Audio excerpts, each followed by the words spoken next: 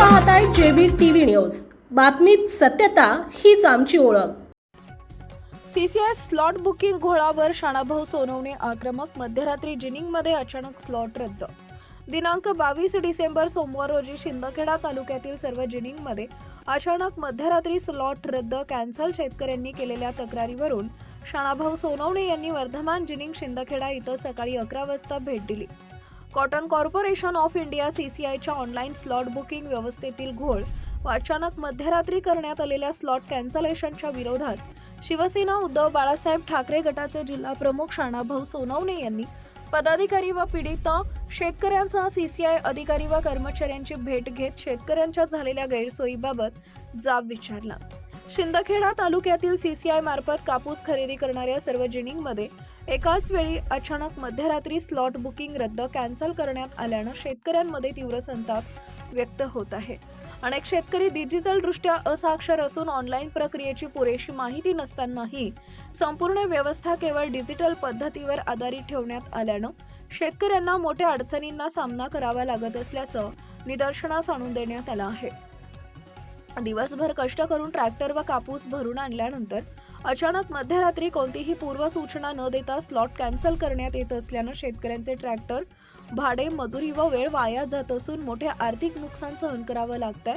अशी अचानक मध्यरात्री करण्यात आलेली कॅन्सलेशन संशयास्पद असून यामागे काहीतरी गौड बंगाल असल्याची शंका शेतकरी व पदाधिकाऱ्यांनी व्यक्त केली आहे। शेतकरी हा देशाचा व जगाचा पोशिंदा असून त्याचा अशा पद्धतीनं छळ करणं अत्यंत अन्यायकारक आहे। संबंधित अधिकाऱ्यावर कायदेशीर कारवाईची भीती राहिलेली नाहीये, हे या प्रकरणावरून स्पष्ट होते असं ठाम प्रतिपादन जिल्हा प्रमुख शाणाभाऊ सोनवणे यांनी केलंय। या संदर्भात तोडगा काढताना कंपनीला मेल करून ऑफलाईन पद्धतीनं संबंधित शेतकऱ्यांचा कापूस आज 1 वाजेपासून खरेदी करू असं आश्वासन दिलंय। या प्रकरणात तात्काळ सुधारणा न झाल्यास शिवसेना शेतकऱ्यांच्या पाठीशी उभी राहून तीव्र आंदोलन करेल असा इशाराही यावेळी देण्यात आलाय। प्रसंगी तालुका प्रमुख गिरीश देसले, सर्जेराव पाटील, रमेश बोरसे, माजी शहर प्रमुख नंदकिशोर पाटील, संजय पाटील, कपिल पाटील, शेतकरी जगदीश शिरसाट, महेंद्र पाटील तसेच असंख्य शेतकरी उपस्थित होते। प्रतिनिधी परीक्षित परदेशी, धुळे।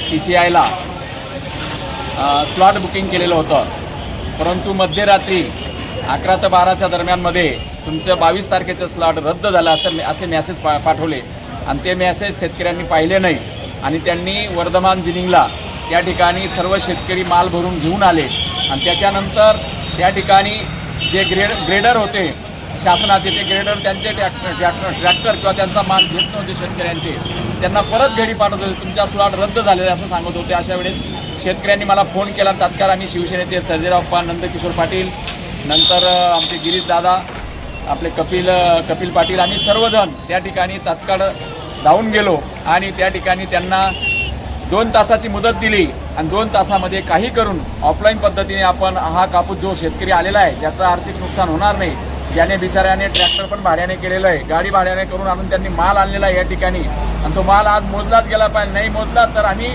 याच ठिकाणी आंदोलनावर बसून जाऊ। उग्र स्वरूपाचे आंदोलन उद्धव बाळासाहेब ठाकरे गटाच्या वतीने करण्यात येईल असं त्या ठिकाणी त्यांना सांगितल्यानंतर त्यांनी आम्हाला शब्द दिला की आम्हाला 2 तासाची मुदत द्या।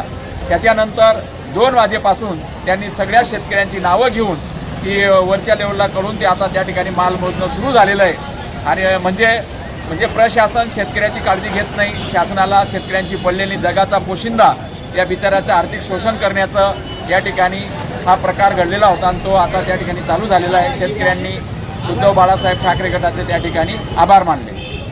आपल्या परिसरातील महत्त्वाच्या बातम्या पाहण्यासाठी आजच आमच्या जेबी टीव्ही न्यूज चॅनलला YouTube वर सबस्क्राईब करा आणि बेल आयकॉन प्रेस करा।